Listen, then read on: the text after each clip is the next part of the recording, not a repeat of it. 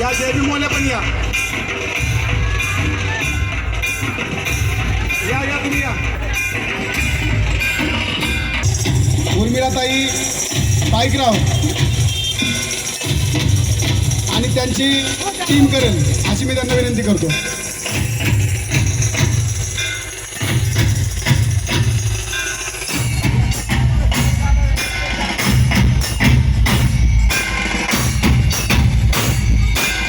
आणि तसेच आपल्या जयताई ठोके यांना विनंती करतो आणि स्टेजवर यायचं.